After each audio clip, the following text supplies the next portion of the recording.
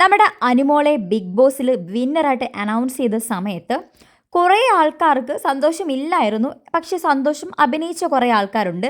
Genuinely സന്തോഷം കാണിച്ച, അതായത് ജെനുവിനായിട്ട് അനുമോള് വിന്നറായതിൽ അല്ലെങ്കിൽ കപ്പ് എടുത്തതിൽ സന്തോഷം തോന്നിയ കുറേ ആൾക്കാരും ഉണ്ട്. ന്യൂട്രലായിട്ട് നിന്നവരുമുണ്ട്.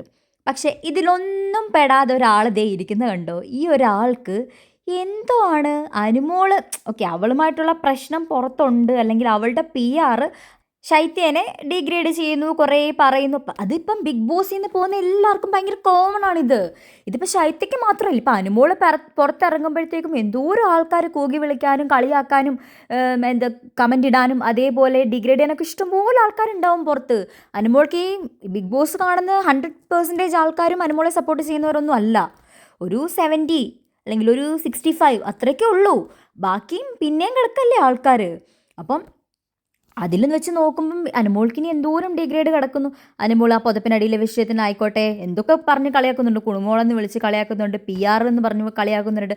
അങ്ങനെ കുറേ ഉണ്ട്. അതൊക്കെ സ്വാഭാവികമാണ്. ഇവിടെ ഇരുന്ന ശൈത്യക്കല്ല, അവിടെ ഒരുപാട് ആൾക്കാർക്ക് പല രീതിയിലുള്ള നെഗറ്റീവ്സ് വന്നിട്ടുണ്ട്. ഇതിനെക്കാട്ടിലൊക്കെ പ്രശ്നങ്ങൾ അതിജീവിച്ച ആൾക്കാരില്ലേ, ഇതിനെക്കാട്ടിലൊക്കെ ഇഷ്യൂസ് ഫേസ് ചെയ്ത ആൾക്കാരില്ലേ. ഇപ്പോൾ ലക്ഷ്മി ആണെങ്കിൽ തന്നെ അനുമോളുടെ അടുത്ത് മീൻസ് ഇപ്പോഴാണ് കൂട്ടായത്.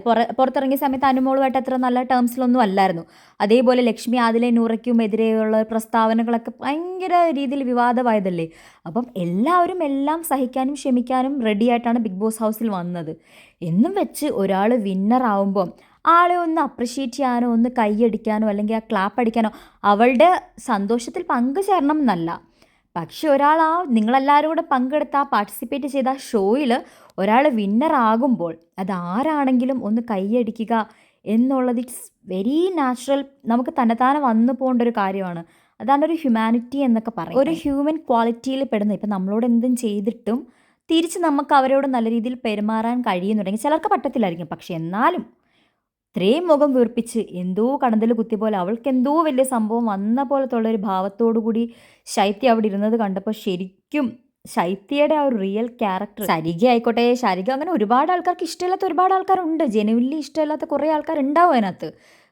അനീഷ് കപ്പെടുത്താൽ മതി, അനുമോൾക്ക് കിട്ടാതിരിക്കാൻ വേണ്ടി അനീഷിന് കപ്പെടുത്താൽ മതി എന്ന് തോന്നിയ ആൾക്കാരും ഉണ്ടാവും അവിടെ.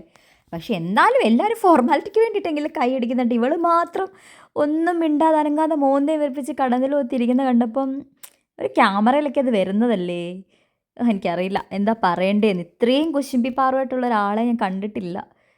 എന്തായാലും അതിലേക്ക് നൂറയ്ക്കൊക്കെ സന്തോഷമായിരുന്നു. സന്തോഷ പ്രകടനം അതിലെ നൂറയും കാണിക്കുന്നുണ്ടായിരുന്നു. ഏറ്റവും കൂടുതൽ സന്തോഷം ആരാന്ന് ചോദിച്ചാൽ ലക്ഷ്മി, പിന്നെ മസ്താനിക്ക് ഭയങ്കര സന്തോഷമായിരുന്നു. അതേപോലെ തന്നെ ജിഷിന് സന്തോഷമായിരുന്നു. പിന്നെ പറയുകയാണെങ്കിൽ നമ്മുടെ അഭിലാഷിന് സന്തോഷമായിരുന്നു.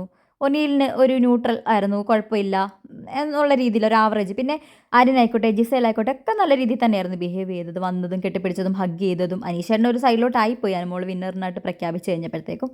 കുറച്ച് പേര് അനീഷേനെ ഹഗ് ചെയ്തു, കുറച്ച് പേര് അനുമോളെയും ഹഗ് ചെയ്തു. പക്ഷേ ഈ ഒരെണ്ണം മാത്രം സ്റ്റാൻഡ് ഔട്ട് ചെയ്ത് മാറി ഒറ്റപ്പെട്ട് അനുമോൾ എന്തോ വലിയ ദ്രോഹം തന്നോട് ചെയ്തു, അത് കാരണമാണ് PR തന്നെ ആക്രമിക്കുന്നത് എന്നുള്ള രീതിയിൽ. ഇപ്പോഴും ശൈത്യ മനസ്സിലാക്കാത്തൊരു കാര്യമുണ്ട്. ശൈത്യ എന്താണോ ബിഗ് ബോസ് ഹൗസിൽ കാണിച്ചത് അതിൻ്റെ റിഫ്ലക്ഷൻ മാത്രമേ പുറത്തു വരുമ്പോൾ കിട്ടത്തുള്ളൂ. അത് PR അല്ല, അത് ജനങ്ങളാണ്. ഇവൻ ശൈത്യ കട്ടപ്പ എന്ന് വിളിച്ചത് പോലും ഏഷ്യാനെറ്റും ജനങ്ങളുമാണ്, ഒരിക്കലും അനുമോളല്ല. അപ്പം അതൊന്ന് മനസ്സിലാക്കുക. അങ്ങോട്ടുള്ള ഇടപെടൽ, അങ്ങോട്ടുള്ള ഫ്രണ്ട്ഷിപ്പിൽ കാര്യങ്ങൾ ചെയ്യുകയും പ്രവർത്തിക്കുകയും ചെയ്യുമ്പോൾ എന്തെങ്കിലും ഒരു കുറ്റം വരുമ്പോൾ അത് മൊത്തത്തിൽ ഒരാളുടെ തലയിൽ എടുത്തിട്ട് കൊടുക്കാനും അല്ലെങ്കിൽ അയാൾ ഒരിക്കലും ജയിക്കരുതെന്ന് ആഗ്രഹിക്കാനും അങ്ങനത്തെ രീതിയിലൊന്നും ചിന്തിക്കാൻ പാടില്ല.